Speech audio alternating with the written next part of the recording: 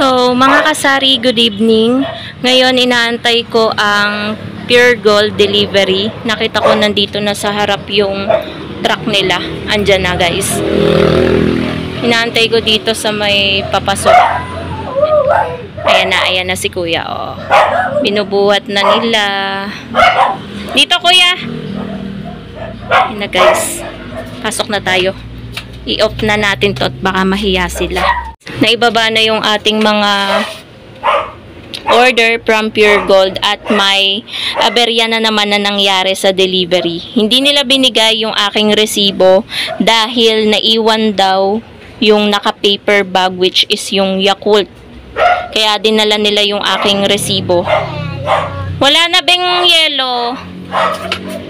So ayun guys, ayun, nakaalis na ang truck ng Pure Gold. Hindi ko na naabutan pag ganyan ko. Wala na, nakaalis na. So ayun, sabi ko patay. Sabi ko ganun, ibablog ko pa naman to bukas ng umaga. Pero pinadala ko na guys kasi kailangan daw dalhin yung resibo eh. So ayun, eto pala guys, hindi ko na binayaran, binaba na lang nila dahil kanina 'di ba? Umalis kami ni partner. So, ito ay umaga pa lang bayad na. Kasi binayaran namin to. Pinuntahan namin mismo sa Pure Gold. Kasi ito, nandun pa lang sa gilid, hindi pa siya naisasakay sa truck. Pero ngayong gabi lang siya na-deliver. Ang oras ngayon ay eksaktong 7:30 PM. At magko-close na rin ako guys ng tindahan. So, bukas ko na to i-grocery haul sa inyo.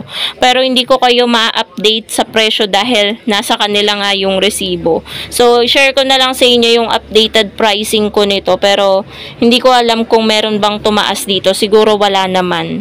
So, yun lamang mga kasari. Good evening po and bukas na lang po nyo abangan ang aking grocery haul. The next day. Hello sa inyo mga kasari. Good morning. Today is Monday. Good morning po sa inyong lahat. And for today's video mga kasari, tayo ay mag-grocery haul na. Bali, nagpapakulo pala ako dun guys sa loob ng bahay ng mainit na tubig kasi baka merong magpatimpla ng kape para ready tayo mga kasari. And bago yun guys, maya pa naman yun kukulo, mag-start na tayo mag-grocery haul para ma-display na din natin to. Dapat kahapon pa to guys, kaso hindi na kinaya ng oras. Anong oras na to na-deliver? At yung Yakult, mamaya na lang daw idadaan and wala din si resibo. So, mag-start tayo dito guys sa transparent na plastic kung saan nakalagay yung ating mga chichirya. Pero may isang sardinas na naligaw dito. Merong Ligo sardines na green. Ang bentahan natin yan is 28. Pero yung mga maliliit natin guys na chichirya, ayan, meron tayong Moby, Chicken Skin, Cornolay, Mangwana Brown, Mr. Chips, Cracklings. Ayan guys ay tag na 9. Roller coaster, sugo natin ay tag 15. Tapos 18 pesos naman yung ating corn bits. Yung puhunan niya nasa 15 something. May Moby din tayo na chocolate, ayan. So yan lang guys ang laman ng ating transparent na plastic. I-display din natin to agad-agad kasi tingnan nyo naman yung ating chicheria section.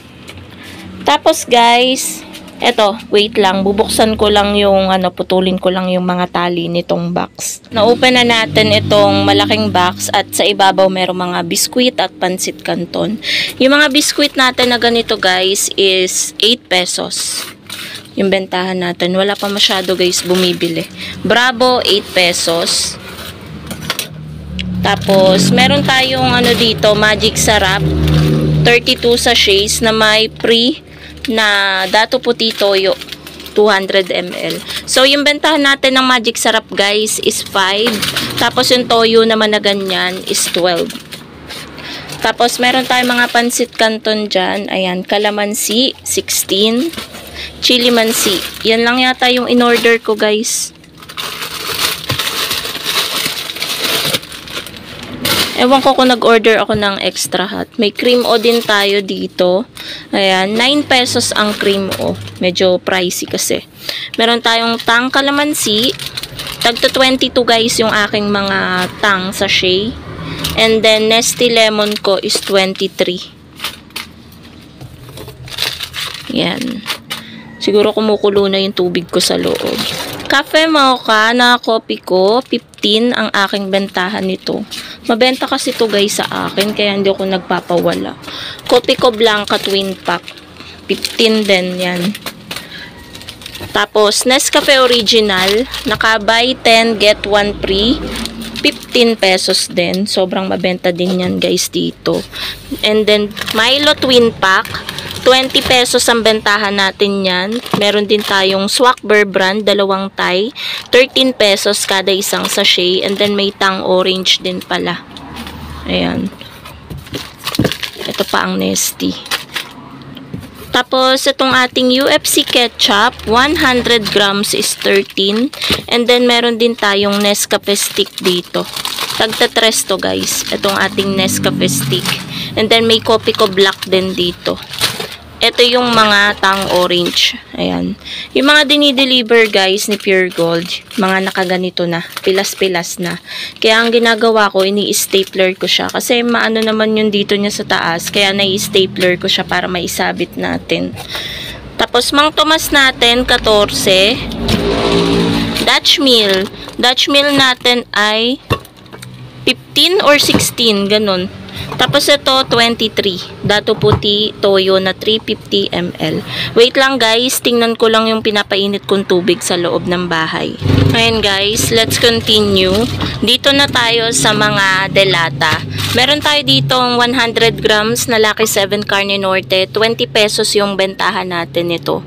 At sabi ko sa inyo guys, mas mura to kaysa dun sa CDO Carne Norte. Kaya mas hinahanap to kasi ito guys, meron lang pong bumili ng sigarilyo. Ito, mas hinahanap to kaysa dun sa Carne Norte na CDO. Mas mura kasi. And then, Alaska Ebab na maliit, 22.